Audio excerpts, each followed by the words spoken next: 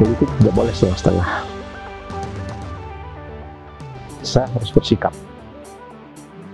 Saya katakan politik itu adalah zero sum game, menang atau kalah. Ibarat naik pesawat, tidak boleh separuh badan kita di luar, separuh di dalam, masuk atau di luar sama sekali. Saya ketika mencalonkan diri menjadi wali kota Solo, didukung sepenuhnya oleh Partai Nasdem, dan itu tidak ada membayar mahar sepeser pun. Dan saya harus tegas-tegas menyatakan sikap mendukung apa yang diusung oleh partai saya, yakni pasangan Pak Jokowi Ma'ruf Amin oleh Partai Nasdem.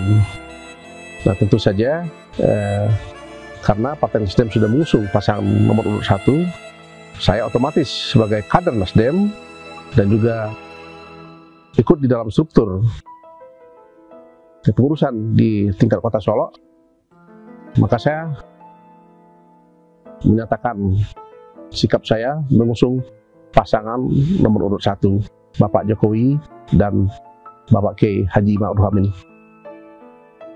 Mudah-mudahan dapat dipahami oleh saudara-saudara saya yang selama ini membenci saya, mendiskreditkan saya, menyatakan saya salah, bahkan ada yang mencaci maki dengan kata-kata yang menurut saya tidak pantas. Kalau di Minang, kalau ada orang mengatakan baru gadang itu penghinaan itu. Di media sosial saya baca sebuah tulisan, jangan pilih juga baru gadang itu besok kalau maju lagi.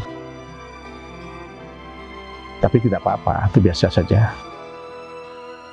Saya sudah prediksi hal itu sebelumnya. Dengan saya ikut menyatakan mendukung Bapak Jokowi sebagai presiden itu kedua kalinya, saya akan mendapatkan reaksi yang keras daripada masyarakat. Karena saya tahu sebelumnya pada tahun 2014 Bapak Jokowi di Sumatera Barat hanya mendapatkan 23% suara. Bahkan di kota Solo sendiri hanya 17%. Artinya apa? Saya melawan arus, betul. Sesuai dengan firman Allah Subhanahu wa taala dalam surat Al-Isra ayat 36. Janganlah kamu mengikuti sesuatu yang kamu tidak mengetahui tentang itu. Bahwa sesungguhnya penglihatan, pendengaran, dan hati itu akan diminta pertanggungjawaban. Oleh karena itu, apa yang saya katakan itu sudah berdasarkan sebuah keyakinan yang bersumber daripada pengetahuan yang saya dapatkan. Saya katakan Pak Jokowi merayat, betul-betul saya saksikan bagaimana dekat dengan rakyat. Saya katakan Pak Jokowi ibadahnya baik. Saya saksikan ketika salat di Istana Negara, beliau Pak Jokowi sangat santun kepada para ulama, sangat hormat kepada para buya, kepada para ustadz, hormat kepada beliau ulama. Buktinya beliau pilih Ketua Majelis Ulama Indonesia menjadi wakil beliau. Itu sebuah penghormatan yang luar biasa menurut saya. Beliau bisa saja milih yang lain, tapi beliau pilih ulama. Ini kan penghormatan. Beliau di Sumatera Barat pada tahun 2014 kalah telak. Tapi perhatian kepada Sumatera Barat tidak pernah terputus. Bahkan termasuk Sumatera Barat adalah daerah yang paling banyak beliau kunjungi. Ini merupakan akhlak yang luar biasa daripada seorang pemimpin. Saya tidak bisa bayangkan ada sebuah pesantren di kota Solo, kota kecil, mendapatkan bantuan miliaran rupiah. Namanya Pesantren Al-Mumtaz dari Kementerian PUPR, rusunawanya, yang sudah dinikmati sekarang oleh para santri kita di pesantren tersebut.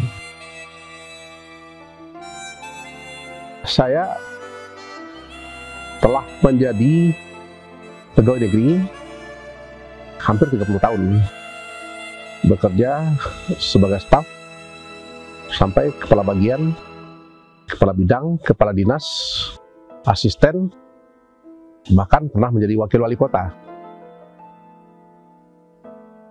Jujur saya katakan, baru di era sekarang saya merasakan pemerintah betul-betul memberikan perhatian yang luar biasa terhadap rakyatnya. Apa yang menjadi mimpi saya selama ini, birokrasi yang melayani itu betul-betul terjadi. Birokrasi yang bebas daripada korupsi betul-betul terjadi. Dan itu memang sebuah program dari pusat sampai ke daerah. Bagaimana ditunjukkan oleh kementerian, dan itu saya lihat dimulai oleh presiden sendiri. Bagaimana presiden betul-betul merakyat, melayani masyarakat, dan sekaranglah saya rasakan negara hadir ketika masyarakat membutuhkan. Oleh karena itu, tentu saja ini suatu hal yang membahagiakan bagi saya secara pribadi maupun bagi masyarakat yang ingin kita layani.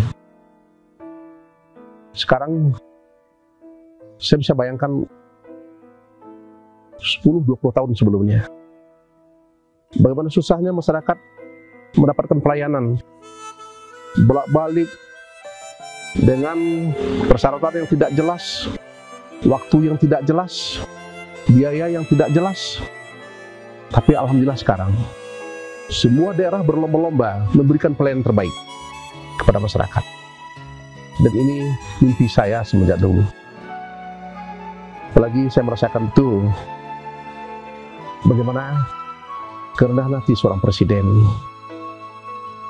Terus terang saja, ketika saya jadi wakil wali kota dulu, betapa inginnya saya sebagai seorang pejabat negara di daerah, sebagai warga negara, ingin merasakan bagaimana tangannya kepala negara.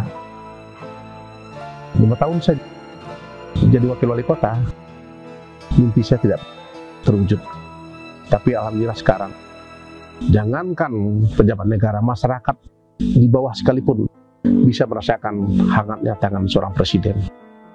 Itulah Pak Jokowi dengan segala kerendahan hatinya yang sangat cinta kepada rakyatnya.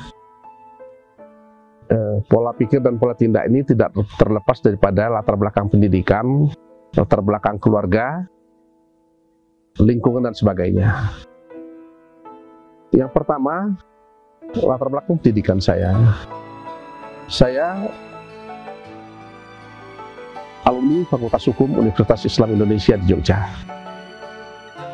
Saya adik kelasnya Bapak Mahfud MD. Kemudian melanjutkan S2 di Gajah Mada, Magister Administrasi Publik. Sehingga tentu saja dalam persoalan ini banyak mempengaruhi pola pikir saya. Begitu pula keluarga, alhamdulillah saya bangga dengan keluarga, orang tua, abah saya itu ya Haji, anak Haji Umar bin Haji Abdurrahman. Dan alhamdulillah dibesarkan oleh keluarga yang menurut saya cukup taat kepada Allah Subhanahu wa taala. Keberangkatan saya sekarang aktif di kegiatan dakwah yang bernama Ustadz Dery Sulaiman. Ada lagi Arif Maulana, pimpinan pesantren di Bogor.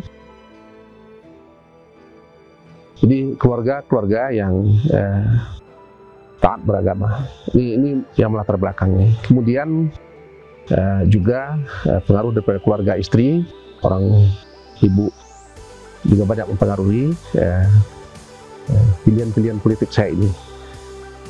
Waktu masih ada kesempatan untuk bertemu masyarakat, tentang kebenaran yang saya yakini untuk kembali mengusung, mendukung Bapak Joko Widodo dan Bapak Haji Ma'ruf Amin untuk menjadi Presiden dan Wakil Presiden Republik Indonesia untuk tahun 2019-2024.